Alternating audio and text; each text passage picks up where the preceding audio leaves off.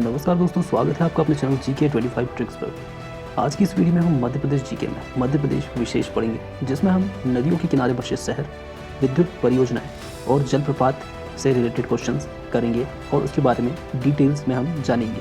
तो वीडियो को स्टार्ट करने से पहले अगर आप चैनल पर नए हैं तो चैनल को सब्सक्राइब कर लीजिए एंड बेल आइकन को प्रेस कर लीजिए। आने वाली नेक्स्ट वीडियो सबसे पहले आपके पास पहुंचेगी। तो आइए स्टार्ट करते हैं। मध्य प्रदेश में नदियों के किनारे बसे प्रमुख शहर। इसमें पहले पर देखिए बड़वानी, जो कि नर्मदा नदी के किनारे बसा हुआ है। फिर आता है निमाड़, वो भी नर्मदा नदी के किनारे। वहीं महेश्वर, धार और जबलपुर, ये भी नर्मदा नदी के किनारे ही बसे हुए हैं। फिर आता है बालाघाट, तो बालाघाट जो है वो वेनगंगा नदी के किनारे बसा हुआ प्रमुख शहर है। फिर आता है दतिया, जो कि सिंध नदी के किनारे बसा हुआ शहर है। राजगढ़, पार्वती नदी के किनारे बसा हुआ शहर। वहीं बुरहानपुर, ताप्ती नदी, ओरछा, बेतवा नदी के किनारे और सांची, विदिशा, ये भी बेतवा नदी के किनारे बसे हुए प्रमुख शहर हैं। और प्रमुख शहरों की बात करें तो बुंदेलखंड, बेतवा नदी के किनारे बसा हुआ शहर। वहीं श्योपुर, चंबल नदी के किनारे बसा हुआ है। पचमढ़ी, तवा नदी, मंडला जिला नर्मदा नदी के किनारे बसा हुआ है और शहर भी नर्मदा नदी के किनारे।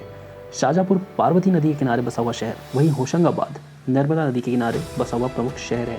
झाबुआ शहर भी नर्मदा नदी के किनारे बसा हुआ है।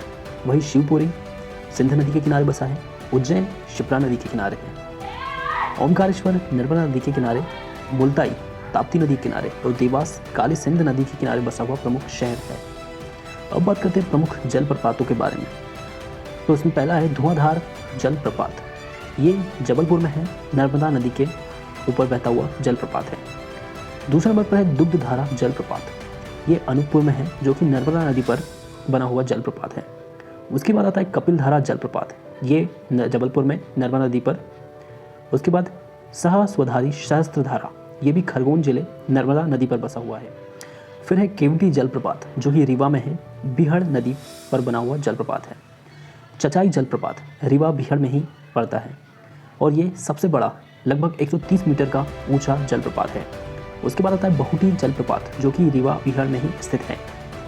अब बात करते हैं मध्य प्रदेश की कुछ विद्युत परियोजनाओं के बारे में। तो परियोजना का नाम है इंदिरा सागर विद्युत परियोजना।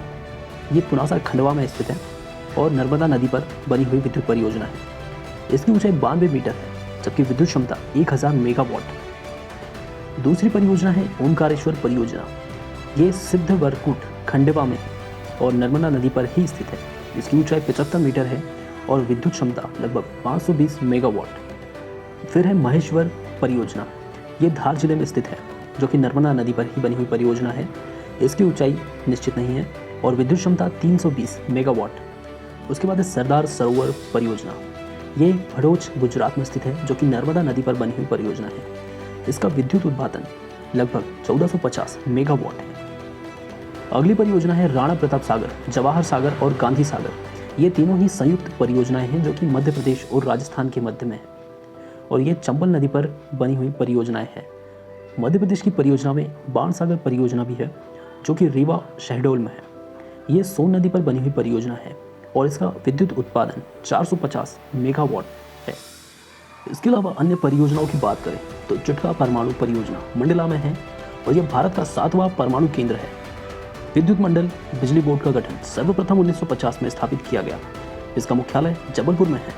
वहीं मध्य प्रदेश में विद्युत का उत्पादन 1905 से शुरू हुआ। विश्व में विद्युत का सबसे बड़ा सौर ऊर्जा संयंत्र भोपाल में स्थित है। एनर्जी से रिलेटेड सारी वीडियोस के लिए हमारे चैनल को सब्सक्राइब करिए, वीडियो को लाइक एंड शेयर करना बिल्कुल मत भूलिए।